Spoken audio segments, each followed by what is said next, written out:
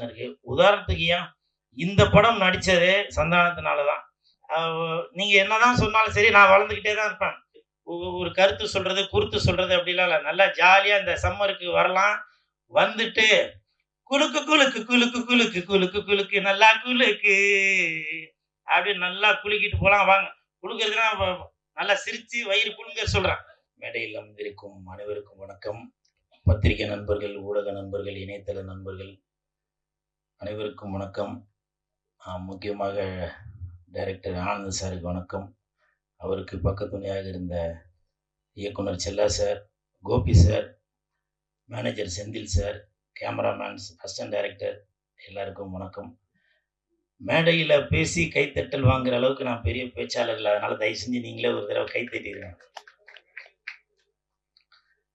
என்ன சார் பண்றது?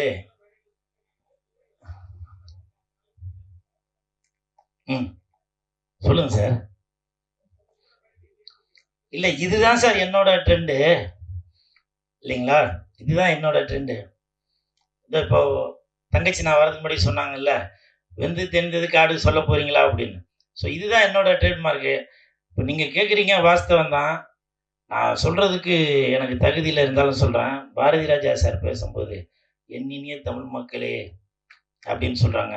நான் அவ்வளோ பெரிய ஆளாக சொல்லுங்கள். நீங்கள் என்ன கேள்வி கேட்டீங்க, நான் என்ன சொல்கிறது? இருந்தாலும் பரவாயில்ல. தட்டு. Thank you thank you.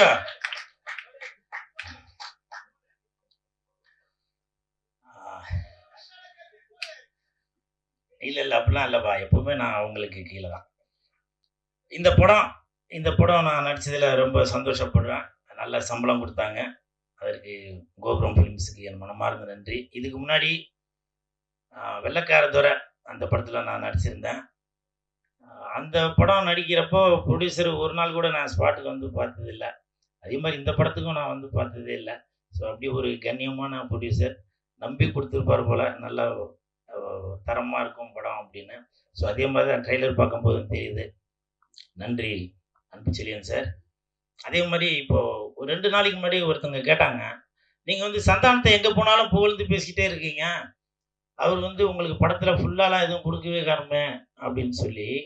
சந்தானம் படத்தில் ஃபுல்லாக வேணால் கொடுக்காம இருக்கலாங்க. என் வாழ்க்கையில் ஃபுல்லாக தாங்க அவர் தாங்க கொடுத்துட்ருக்காரு. அது எனக்கு பழகின ஆளுங்களுக்கு மட்டும்தான் தெரியும். ஸோ அந்த மாதிரி சினிமாவையும் தாண்டி எனக்கும் சந்தானத்துக்கும் ஒரு கனெக்ஷன் இருக்குது. உதாரணத்துக்கு ஏன் இந்த படம் நடித்ததே சந்தானத்தினால தான்.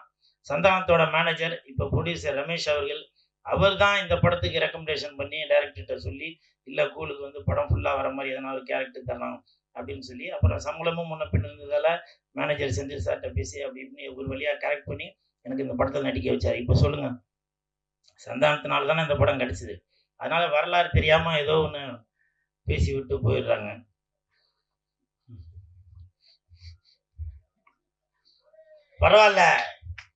பரவாயில்ல இமான் சார். இப்போ வந்து வெயில் நேரம், வெயிலுக்கு ஏற்ற மாதிரி தான் பாட்டு போட்டிருக்கீங்க. குலுக்கு குலுக்கு குலுக்கு குலுக்கு குலுக்கு குலுக்கு நல்லா குலுக்கு,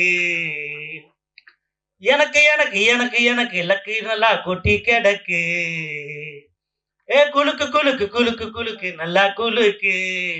நடுவுலையும் போட்டிருந்தாரு வாங்கி குலுக்கு அப்படின்னு. இமான் சார், உங்களுக்கு என் மனமார்ந்த நன்றி.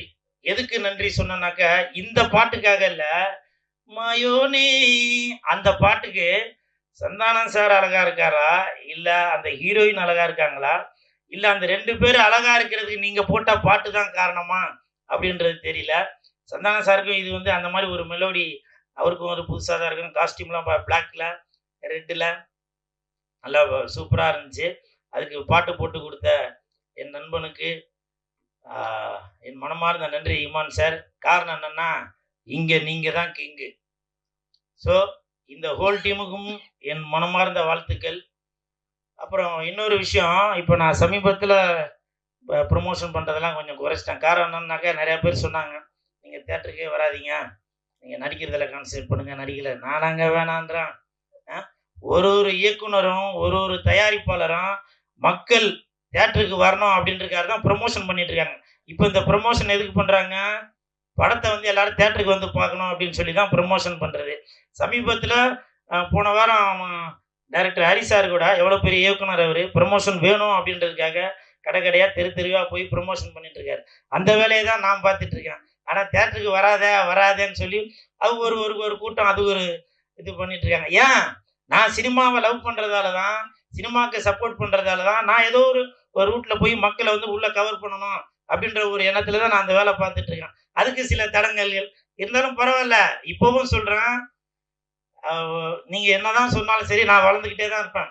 வர 11ஆம் தேதி சிங்கப்பூருக்கு போறேன் ப்ரமோஷனுக்கு. புரியுதுங்களா? தட்டு. இது என்னுடைய வளர்ச்சி இது. புரியுதுங்களா? நீங்க என்னதான் என்ன தட்டி இது பண்ணாலும் வர 11ஆம் தேதி சிங்கப்பூர்ல உள்ள படத்துக்கு நான் இங்க இருந்து அவங்களே என்ன ஃபிளைட் போட்டு கூட்டிட்டு போய் நான் அங்க போய் ப்ரமோஷனுக்கு போறேன். ஸோ அதனால யாரோட வளர்ச்சியும் யாரும் தடுக்கவே முடியாது. ஆண்டவன் தடுக்கிறத யாராலையும் கொடுக்க முடியாது. அன்பு சார் கொடுக்கறது யாராலையும் தடுக்கவே முடியாது. அன்பு சார், இந்த படத்துக்கு உங்கள்கிட்ட நான் எதையுமே எதிர்பார்க்காம என் நண்பனுக்காக, கோபுரம் பிலிம்ஸ்க்காக நான் ப்ரமோஷன் பண்றேன் சார். ஏதோ ஒரு வித்தியாசத்துல ஒண்ணு பண்றேன் சார்.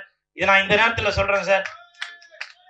வரும்போது இப்போ இன்னைக்கு மத்தியானம் தான் எனக்கு வந்து அந்த சிங்கப்பூர்காரர் ஃபோன் பண்ணி சொன்னாரு, சார் வெள்ளிக்கிழமை மணிக்கு ஃப்ளைட் போடுறான் அப்படின்னு சொல்லி. ஏன்னா சனிக்கிழமை மணிக்கு அங்கே படம், வெள்ளிக்கிழமை மணிக்கு ஃப்ளைட் போடுறேன் சார். நான் சொன்னேன், இல்லைங்க நான் நடிச்ச படம் வருது, என் நண்பன் நடித்த படம் வருது, எனது தயாரிப்பாளர் எடுத்த படம் வருது, நான் அந்த படத்தை ப்ரொமோஷன் பண்ணிட்டு தான் வருவேன், அதனால் முடிஞ்சா ஈவினிங் போடுங்க, இல்லை 11ஆம் தேதி காலையில் போடுங்க அப்படின்னு சொன்னேன். காரணம் இது என்னோட டெடிக்கேஷன் தாங்க. இது செய்கிற தொழிலை வந்து தெய்வமாக நினச்சி பண்ணுறான். இப்போ நிறைய பேர் கேட்டாங்க, நீங்கள் வந்து அரசியலில் வந்து ஒரு கட்சிக்கு போய் ப்ரொமோஷன் பண்ண போயிருந்தீங்களா அப்படின்னு சொல்லி சொன்னாங்க. ஆமாம், ப்ரொமோஷன் பண்ண தான் போனேன். என்னை கூப்பிட்டது 4 நாளைக்கு தான் கூப்பிட்டாங்க. திருவண்ணாமலையில் போய் ப்ரொமோஷனுக்கு 4 நாள் தான் கூப்பிட்டாங்க. நான் அங்கே பண்ணின வேலையை பார்த்து, என்னோட டெடிக்கேஷனை பார்த்து அந்த அந்த வேட்பாளர் சொன்னார், தம்பி நீங்கள் போகாதீங்க, எனக்கு எலெக்ஷன் முடிகிற வரைக்கும் நீங்கள் இங்கே கூட இருங்க அப்படின்னாரு. அதுக்கு காரணம் உண்மை, உழைப்பு, நேர்மை தான். நம்ம அந்த இடத்துல போயிட்டு சும்மா நேரத்துக்கு ஊழ கும்பிடு போடாமல், அவங்க என்ன, நான் வந்து அந்த கட்சியை சேர்ந்தவன் இல்லை இல்லையா, இருந்தாலும் என்னை நம்பி ஒரு ஒரு தொழிலை கொடுக்கும்போது அதுக்கு நான் நேர்மையாக இருக்கணும், உண்மையாக இருக்கணும் இல்லையா. அதனால அவங்க என்னுடைய டெடிக்கேஷனை பார்த்து நீங்க இருங்க தம்பி அப்படின்னு சொன்னாங்க. இது நான் எதுக்காக சொல்றேன்னாக்கா, நான் செய்யற வேலையை நான் வந்து ரொம்ப ஆத்மாத்மா செய்யறேங்க. அதுதான். நீங்க என்ன தட்டணும் அப்படின்னு நினைச்சீங்கன்னா அதை பத்தி எதுவும் இல்லை. நான் வந்து தண்ணி உள்ள போட்ட பந்து மாதிரி நீங்க இங்க அடிச்சீங்கன்னா நான் அந்த பக்கம் வெளியில வரேன். புரியுதுங்களா? எனிவே இந்த படம் இங்க நான் தான் கிங்கு மிகப்பெரிய வெற்றி அடையும் கண்டிப்பாக. ஏன்னா இது வந்து ஒரு கருத்து சொல்றது, குறுத்து சொல்றது அப்படிலாம் இல்லை. நல்லா ஜாலியா இந்த சம்மருக்கு வரலாம். வந்துட்டு குலுக்கு குலுக்கு குலுக்கு குலுக்கு குலுக்கு குலுக்கு நல்லா குலுக்கு அப்படின்னு நல்லா குலுக்கிட்டு போலாம். வாங்க, குலுக்குறதுன்னா நல்லா சிரிச்சு வயிறு குலுங்க சொல்றேன், சரிங்களா? அப்புறம் அதுக்கு வேற எதனா சொல்லியிருப்பேன். நல்லா சிரிச்சு வயிறு குலுங்க அப்படி நல்லா சிரிச்சு ஜாலியா போலாம், சரிங்களா? தம்பி ராமாயணா நடிச்சிருக்கேன், நிறைய பேர் நடிச்சிருக்காங்க. அனைவருக்கும் என் மனமார்ந்த நன்றிகள், வாழ்த்துக்கள். பிஆர்ஓ நிக்கில் முருகன் சாருக்கும் என் மனமார்ந்த நன்றிகளையும் வாழ்த்துக்களையும் தெரிவித்துக் கொள்கிறேன். இல்லப்பா, போதும்பா, போதும், நன்றி. ஒரு கலைஞனை நீங்க தாங்க அப்படி தட்டி கொடுத்தாதாங்க அப்படி வளர்றது இல்லையா? தேங்க்யூ.